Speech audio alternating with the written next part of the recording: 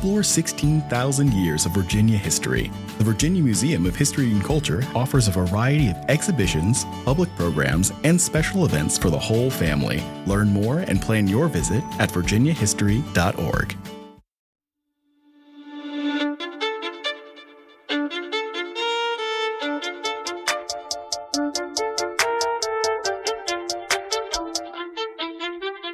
Welcome to Revolution Revisited, your crash course in the American Revolution. As the 250th anniversary of America's independence approaches, dive into the stories of Virginia's rebels, rule breakers, and rabble-rousers who shaped a nation. This podcast is brought to you by the Virginia Museum of History and Culture and made possible by William and Karen Fralin. Welcome back to Revolution Revisited, your crash course in the American Revolution. I'm your host, Maggie Creech. When we left off last season, the spring of 1775 had already ignited into full-scale conflict. The first shots at Lexington and Concord didn't just rattle the countryside, they echoed around the world, signaling that the colonies were ready to resist. In Virginia, tensions were boiling over. Lord Dunmore's seizure of the Williamsburg gunpowder magazine pushed colonists to the edge, making clear that this was no longer a political quarrel, but a fight with real, immediate stakes. It was in this tense, uncertain moment that the Second Continental Congress convened, tasked with shaping a military response to a rebellion that was suddenly becoming a war. And it was here, in June of 1775, that George Washington emerged as a figure whose presence would come to define the struggle itself. Appointed commander-in-chief of the newly formed Continental Army, Washington was, on paper, just one man, but his reputation, his courage, and his leadership would soon make him indispensable. Today, we're joined by Lindsay Chervinsky, Executive Director of the George Washington Presidential Library at Mount Vernon. To unpack this critical turning point, we'll explore how Congress came to place so much trust in a single individual, how Washington navigated the early challenges of command, and why his role would shape not only the Army, but the future of the nation itself. I'm Lindsay Chervinsky. I'm the Executive Director of the George Washington Presidential Library at Mount Vernon, and I'm a presidential historian and author of several books. In my day job, I manage the library, the archives at Mount Vernon, the collections, our public programming events for adult audiences, our digital resources, and our Leadership Institute. And then I bring that on the road through media, public-facing writing, and public speaking to try and make sure everyone knows what it is that we're doing here and how they can participate.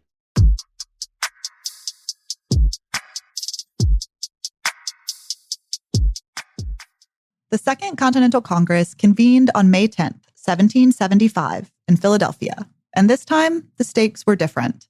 This wasn't just a follow-up meeting on the calendar, but a deliberate continuation of the First Continental Congress's efforts, building on its boycotts and petitions to repeal the intolerable acts by regrouping, assessing, and deciding the next steps if Britain failed to respond. But events in April had shifted everything. The Congress now faced a colony on edge and the urgent need to coordinate a response to mounting tensions. Plans for petitions and diplomacy shared space with the reality of an increasingly volatile situation. The choices made in those early days would not only define the Congress's role, but also set the foundation for the emerging Continental Army and the larger fight for independence. By the time the Second Continental Congress had gathered in the spring of 1775, the war was effectively underway. The battles of Lexington and Concord had occurred on April 19th, 1775, and they all realized it was going to be very difficult to go back to the status quo after blood was shed. Suddenly, the Continental Congress found itself in charge of a war effort, but the colonial representatives were far from a unified voice. For some, the conflict had already justified taking up arms against the crown. Others worried about the deep differences between the colonies and what it would take to transform a patchwork of militias and local volunteers into a force capable of standing against the British Empire. The Congress faced more than strategic difficulty. It faced the challenge of unity. They needed a leader who could bridge these divides, inspire confidence, and turn disparate groups into an army. Every decision in those early days would shape not just the war, but the very possibility of a new nation emerging from the colony's struggle. 1775 is a real tipping point for a number of reasons. For some people like Washington, once war was underway, then that was it. Now, there's a lot of evidence that he had probably gotten to that place already. He had started to feel resentment about what he thought was basically second-class citizenship in a lot of different elements of his life: economic opportunity, political opportunity, professional opportunity, as early as the 1750s. But by 1775, for him, once war was underway, then it was a done deal. And he probably shared that perspective with people like John Adams and Sam Adams, who were definitely among the more ardent patriots or early adopters of ardent patriotism in the Continental Congress. For others like Thomas Jefferson, they of course would get there. Jefferson penned the draft of the Declaration of Independence. But I think there is good evidence to suggest that things like Dunmore's proclamation, which basically encouraged enslaved individuals in Virginia to run away and join the British lines, probably were even more powerful for Jefferson because it was so close to home and would have such a powerful impact on his day-to-day existence. Whereas for him, not having been a soldier, not having had any military experience, Lexington and Concord maybe felt quite distant. And then there was a third group, people like John Dickinson, who still thought the time wasn't ripe. They believed that independence perhaps was inevitable, but they recognized that the colonies had very little in common, that they didn't have a unified process, and so they thought that war would be quite deadly and would be doomed to fail at this point.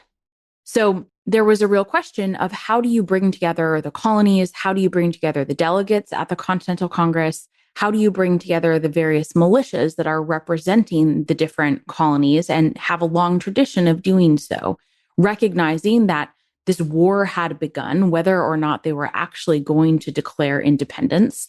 For all effective purposes, there were a lot of troops surrounding Boston who had already made that decision for them. And so there was a real pressing concern about, even if they weren't yet ready to say those words out loud, how do they in practice start to tip towards that process? Ultimately, the Continental Congress adopted what we might call a best of both worlds approach. They prepared for the war that many delegates advocated for, and that almost everyone knew was coming, while also making one final attempt at peace with King George III. On June 14th, 1775, the Congress voted to form the Continental Army. The very next day, they named George Washington as commander-in-chief, placing the weight of the colony's hopes on his shoulders. In July, Congress also sent the Olive Branch Petition, a last gesture of loyalty to the crown, conditional on Parliament and the king addressing the grievances that colonists had long raised. But by the time the petition reached London, King George had already declared the colonies in open rebellion. He refused to even read it, leaving reconciliation impossible and confirming that armed conflict was now unavoidable. The failure of diplomacy only sharpened the urgency for strong leadership. The fledgling Congress faced the immense task of organizing a military force from scratch, while also establishing the structures of a temporary government capable of guiding a divided set of colonies through war. Every decision mattered. Every choice carried the weight of survival. It was in this moment of uncertainty and necessity that George Washington emerged, not just as a military figure, but as a symbol of the cause itself. We are often told that his appointment was a foregone conclusion, but understanding why he was chosen reveals as much about the man as it does about the stakes facing the American Revolution. There are three factors that I think the Continental Congress was quite mindful about, and then there was a fourth intangible category. The three factors, and these are well articulated by John Adams, who engineered the nomination of George Washington and really ensured he was the choice. The first was that this person had to be born in the future United States because they needed to be quite sure that their loyalty was unquestioned. And so you needed to have an American-born future commander-in-chief of the Continental Army.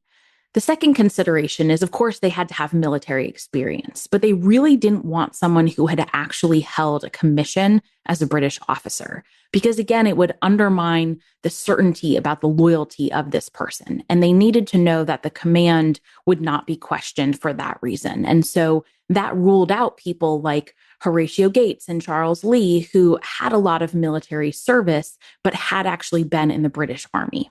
The third factor, and this is perhaps the most important, is it needed to be someone outside of Massachusetts. Ideally, it needed to be someone from the South, and extra ideally, it needed to be someone from Virginia, which was the largest, most powerful, and wealthiest state. And that was especially important because they were trying to demonstrate that this was a national movement, that this was not about New England, this was not about Boston. And a lot of Britons felt that Bostonians were the rabble-rousers. They were not totally wrong in that sense that, Bostonians did tend to be farther out in front of others, but it was essential for the Continental Congress that they demonstrated that all of the states, including Virginia, were equally in this fight. And so George Washington fit all three of those categories in a way that almost no one else did. The last category, which was the intangible, was that he looked like a leader. He was tall, he was muscular, he walked into a room and people took notice.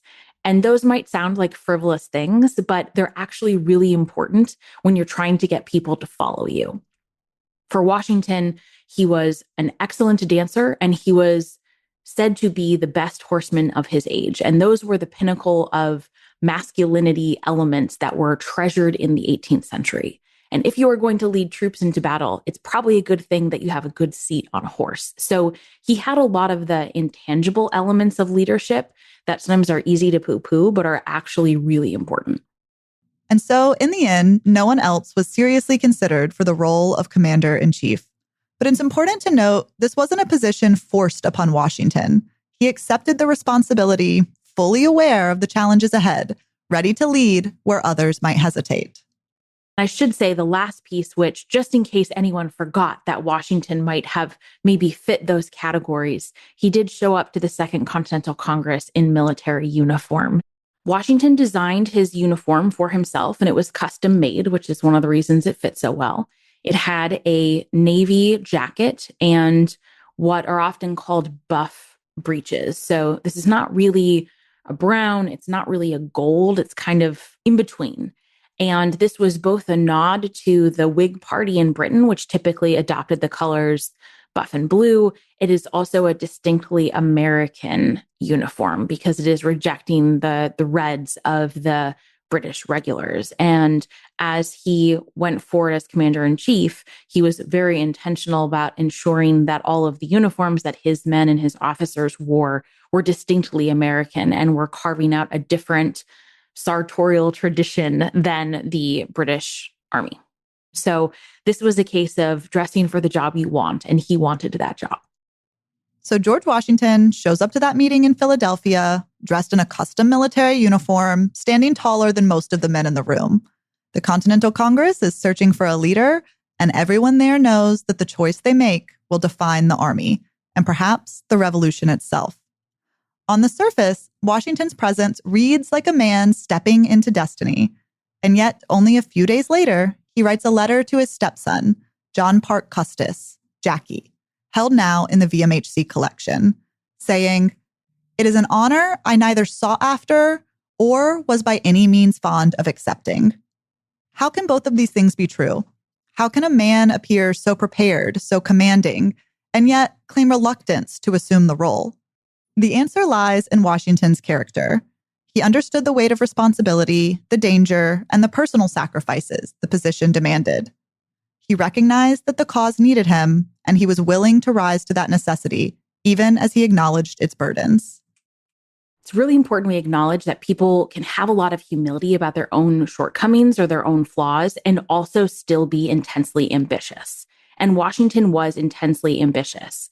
It's also important we distinguish between these earlier positions and his later positioning on the presidency, because Washington did not want to be president, but he also understood that no one else could fill that role. And so that is the moment where, when he's sort of demurring about this public service, he means it. And he is doing it only because he is called to that position.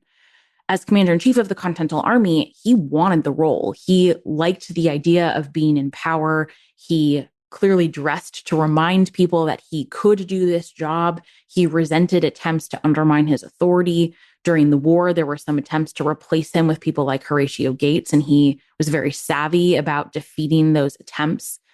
But that also doesn't mean that he didn't have humility. He understood what he was good at and what he wasn't good at. He surrounded himself with people that were smarter and more experienced than him, and he sought out their perspective. So people can be both things at one time. Now, we don't have a whole lot of evidence about him outwardly campaigning for this job, and that frankly seems pretty inconsistent with a lot of the other ways that he managed his public persona. But we do know that he regularly socialized with all of the other delegates at Continental Congress. He knew them well. He had been respected in the Virginia House of Burgesses and had been an early voice for some of the resistance measures towards independence, including the Fairfax Resolves in 1774. So I think through his socialization, his relationship building, what we might call networking, he put himself in a position to be well respected, such that the vote was actually unanimous to appoint him as commander-in-chief. There was an expectation in 18th century culture that men were not supposed to seek out positions of authority. They were supposed to be called to those and accept them reluctantly, but with willingness to serve on behalf of their peers if that's what their peers wanted. So a lot of Washington's letters about his command as commander-in-chief of the Continental Army reflect this tradition, reflect this understanding that he is supposed to appear unwilling to seek out the authority, but willing to take it if someone trusts it. Now, that doesn't mean that he wasn't nervous about what was before him or that he didn't recognize the stakes. Sometimes when he talks about not being up to the challenge, I do believe that sentiment, because if he fails, he's going to get hung as a traitor. So he understood the stakes and the challenge of trying to defeat the largest army and navy in the world. But he wanted it. He wanted the position. He wanted the honor. He wanted the glory of being the commander-in-chief of the Continental Army, even if later on those protestations were much more accurate. One of the Continental Congress's biggest concerns was unifying the colonies, each with its own culture, economy, and priorities, not just in ideology, but in practical terms as well. George Washington became their solution. From the very beginning, his focus as a leader was on forging a shared identity.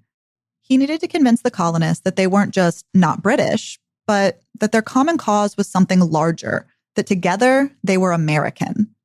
Every early decision, every speech, every order was part of building not just an army, but a sense of nationhood, bound by purpose and possibility. Washington's appointment was essential towards unifying the army, but also I see as the first step of national identity formation. It happens in a couple of ways. So it is very important to remember that when Washington met up with the army, and the first time he met up with them was on July 3rd, 1775. This was a ragtag group of militias from the New England states. They didn't know each other. They didn't have a unified command system. Most of the militias were very democratic in their organization, meaning they elected their officers, and the officers tended to not instill a whole lot of discipline because they wanted to be elected again. And also their men were their neighbors. And so it's very difficult to order punishment for when you have to go home and farm side by side with your neighbor. So that led to things like the men didn't know how to build proper latrines and were contaminating their own drinking water. This is sort of basic Army survival 101. And Washington was horrified when he got there and actually referred to these troops as dirty and nasty people. Now, he quickly began to change his own opinions of the troops and recognize the incredible sacrifice that a lot of these soldiers were making. They didn't have hundreds of enslaved people to care for their properties and their crops and their families. And instead, were sacrificing potential financial futures and the health and safety of their family for this cause. So it took Washington a little while, but he began to develop a real respect for these men. When he was there, one of the first things he did was he issued his second general order on July 4th, 1775. And this second general order said to the Army, "You are no longer a group of militia. You are now the unified forces of North America. And Congress urges you to set aside your regional differences and competitions and instead basically compete to see who can be most loyal to this one unified cause." That is a remarkable statement to make a year before the Declaration of Independence was declared. And it is a recognition on his part and on Congress's part that they have claimed one of the first responsibilities of a sovereign nation, which is the use of military force. Things like Washington's command flag were essential. He selected a flag that was navy blue with 13 stars on it, which was a marked departure from the Union Jack of the British flag. And indeed, when Continental Congress finally adopted their own flag, they replaced the Union Jack in the left-hand corner of the flag with that blue background with 13 stars. So there was a recognition that what Washington was doing and the Army was doing was establishing the symbolic steps towards having a national identity. Washington himself played a huge role in this process. By 1778, localities and towns and states were celebrating his birthday. And that's particularly important because the colonies had a tradition of celebrating the king's birthday. They obviously stopped that once the Declaration of Independence was declared, but those celebrations are essential for bringing people together and defining a common cause and something to aspire to. And in a lot of ways, Washington became essentially synonymous with the cause for independence. And he did so because the Army would not exist without him. Congress started to refer to the Army as Washington's Army as opposed to their army or the Continental Army, because they understood that if Washington was killed, captured, or replaced, the Army would disintegrate. They were so loyal to him and so determined to follow his lead that without him, it would not exist. And Washington understood, and Congress understood, and eventually the British understood that as long as the Army was in existence, it could be 1,000 men, but as long as there were still a little group there willing to fight, then the cause for independence would survive. The British understood eventually that they could not subdue the entire continent without an army and an influx of resources that they were simply not willing to commit. And so eventually, everyone understood that as long as Washington was around, the cause for independence would survive too. And so he became synonymous with this movement. It didn't happen overnight. Yes, from the start, people respected him. Washington had charm, elegance, a natural presence. But true loyalty, the kind that binds men to a leader, that takes time. It came through shared sacrifice, through hardship endured side by side, and above all, through his own personal courage. He walked willingly into danger, into fire, so often that his officers sometimes had to drag him out of the line of fire just to keep him alive.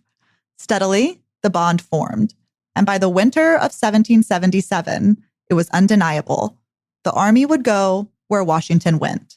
His loyalty, his legitimacy, his reputation, they had become inseparable from the Army itself. The British, however, didn't necessarily feel the same sort of reverence, at least not initially. They tried a lot of ways to sort of diminish his position. So there's the famous story of the British generals and admirals wanting to send him letters, and they send it to George Washington Esquire, which would have been the standard form of communication prior to the war. And he refused to respond because they were not recognizing his position, which was general or commander-in-chief.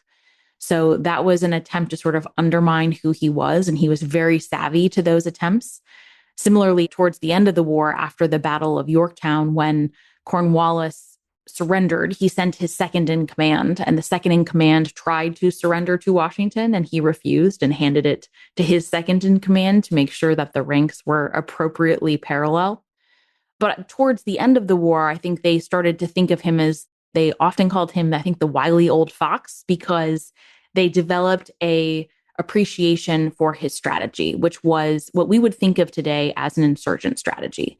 You don't have to take on the British Army in a headfirst massive battle. You can kind of snipe at the edges of their flanks, and you can harass their baggage trains, and you can make it difficult for them to exist in North America. And that would be sufficient. So they began to appreciate his savvy about what was actually the goal of the war. Washington also had to win over the people at home. He understood that a military reputation meant little if the Continental Army alienated local communities. The revolution had begun as a spark of popular discontent, and that fire could easily be snuffed out if ordinary colonists turned against the cause. Washington had to balance competing pressures, commanding troops, maintaining discipline, and also keeping the public on his side. Every action in camp, every order in the field, was measured not just by winning or losing the battle, but for its impact on the broader American audience, whose support could make or break the fight for independence. In the early years of the war, Washington was very attentive to courting the local populations wherever they happened to be. So shortly after he arrived in Cambridge, Massachusetts in July of 1775, he went and he visited Abigail Adams, for example, and tried to woo the local elite, which he was actually quite effective at doing. She wrote a letter to John gushing over how wonderful this man was, which I'm sure he really appreciated. He did the same in places like New York and New Jersey. One of Washington's great strengths was an understanding that he had to both win the war militarily, or at least survive the war militarily, but he also had to win the hearts and minds of the American people. Because if he alienated the American population, then it didn't matter how he did on the battlefield. And so he was quite meticulous about trying to clamp down on pillaging and theft and things that armies sometimes do. He was not perfect at it. The army did behave badly, but he tried really hard. He was very reluctant to take food from local populations. He always wanted to ensure that they were paid for their services and their materials. And he was incredibly attentive to Congress. So he visited with Congress when they asked him to come. He encouraged delegations from Congress to come see the troops so they could see. When he said that he needed more supplies, he was not blustering that they didn't have the clothing and the shoes and the arms that they needed to actually fight the war. And he always stayed close to the army such that when visitors did come, he could show them in those positions. But the army in its early years was very disorganized. The supply lines were incredibly disorganized because in 1775 and early 1776, Congress was basically dealing with this war and this army in haphazard fashion. It got a little bit better once Congress created the Board of War. The Board of War was established by the Second Continental Congress in June of 1776 as a dedicated committee responsible for overseeing the administration of the Continental Army. Its creation marked an important step towards organizing a fledgling military force that was growing rapidly, but still largely improvised. As the war progressed, the demands of the board increased, requiring it to manage everything from recruitment and supply to logistics and communication across the sprawling colonies. To keep pace with these challenges, the board underwent multiple reorganizations, adjusting its structure and responsibilities to meet the evolving needs of the Army and ensure that Washington and his officers could carry out the fight effectively.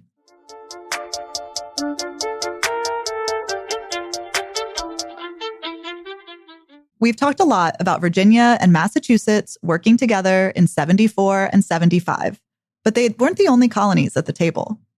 The Second Continental Congress included all 13 colonies, each with its own priorities and concerns.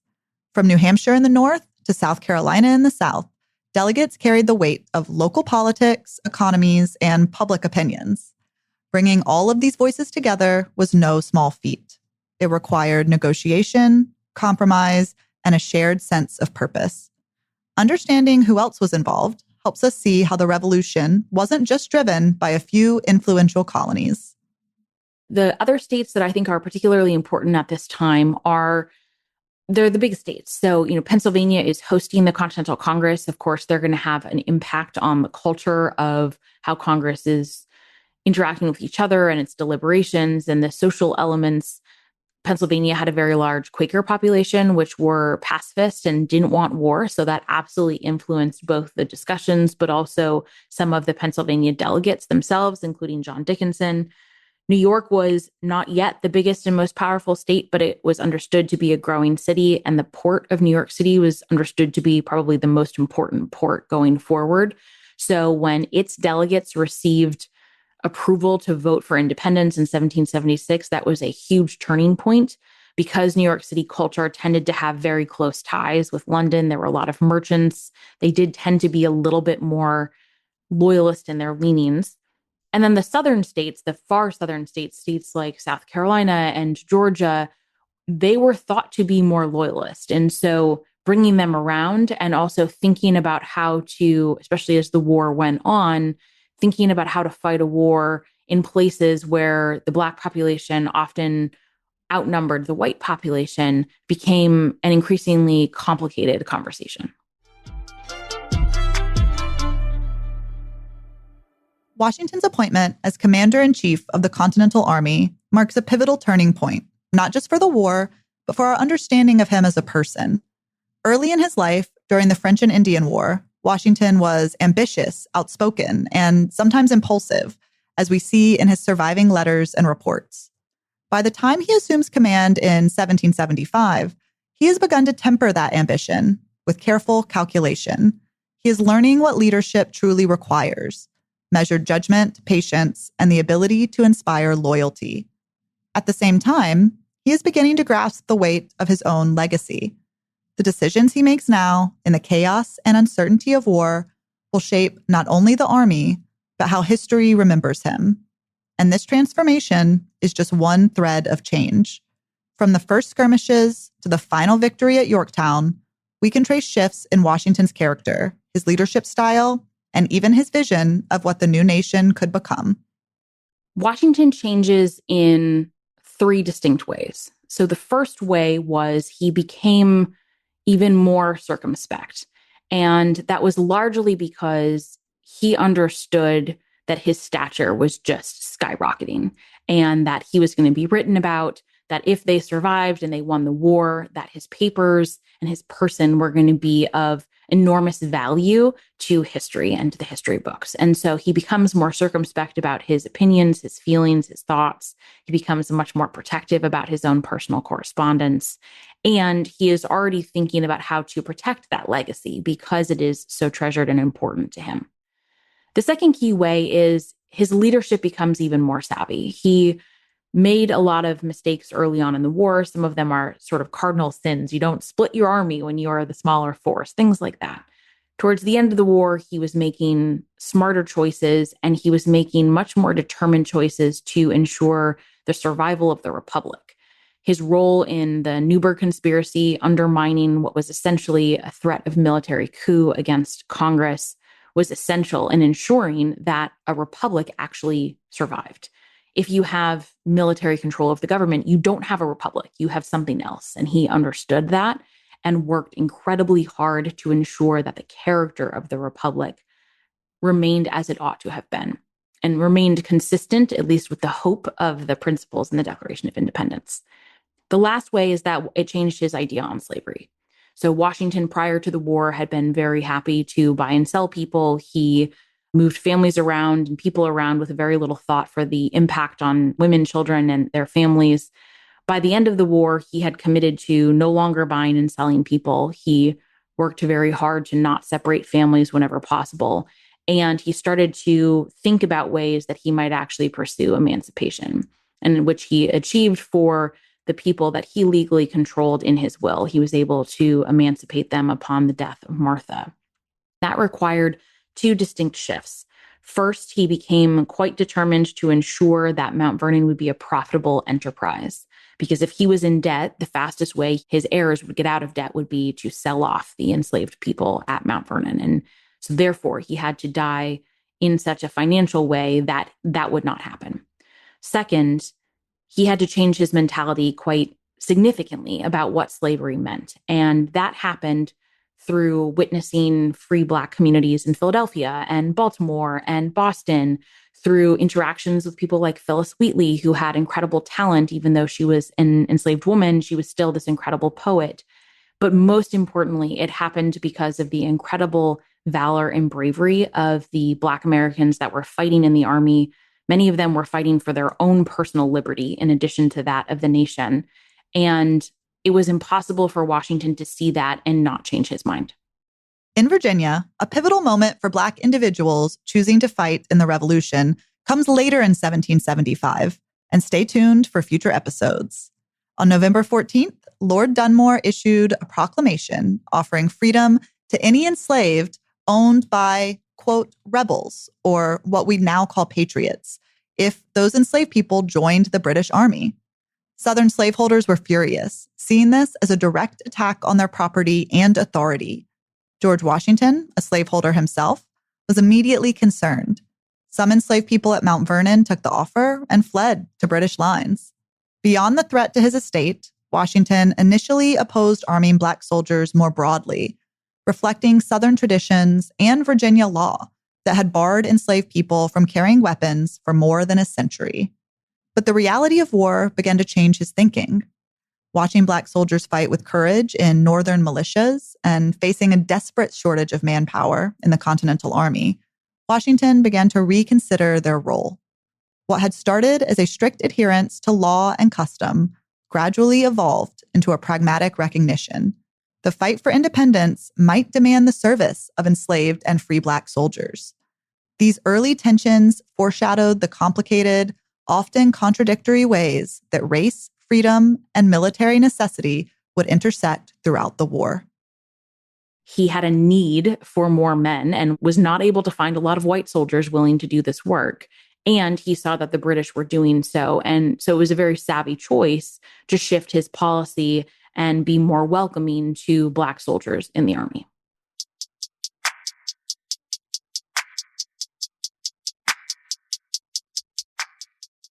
By the end of the war, Washington's importance was unmistakable. He had kept the Army together and sustained the Revolution through its darkest years. Without him, the cause might not have survived, and the nation that followed his leadership through the war, who would soon look to him for stewardship in its infancy, might never have come to be. Historians are often uncomfortable with the language, like an indispensable person, because we like to have complexity in our answers. We like to acknowledge the role of a lot of different people and factors that can shape how events unfolded. But there were 3 moments in Washington's life where he was the indispensable man. The first was as commander-in-chief of the Continental Army. The second was in the Constitutional Convention. And the third was as the first president. And he was essential as the commander-in-chief of the Continental Army because he understood the game they were playing. He understood that if he destroyed the character of the Republic, if he retained power himself, if he did not return his commission, if he allowed a military coup, all of which would have been easy temptations for most humans, then it wasn't worth winning a war. And so understanding the big stakes of what was actually at play here and what he was fighting for and keeping that small r Republican goal in mind was what made Washington extraordinary and was something that I think few others would have been able to do. Thanks so much to Dr. Lindsay Chervinsky for sharing her insights on today's episode. The George Washington Presidential Library at Mount Vernon is open by appointment for anyone interested in George Washington, colonial America, or the founding era, from scholar to student and everyone in between. Join us next time as we zoom in on the Third Virginia Convention in the summer and fall of 1775. Thanks for listening to Revolution Revisited.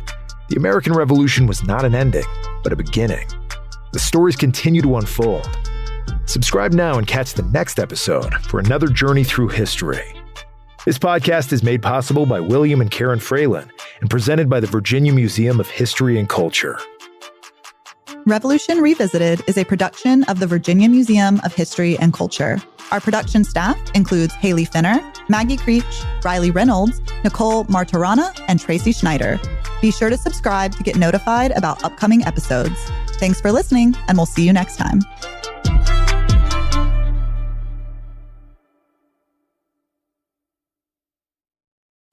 Explore 16,000 years of Virginia history. The Virginia Museum of History and Culture offers a variety of exhibitions, public programs, and special events for the whole family. Learn more and plan your visit at virginiahistory.org.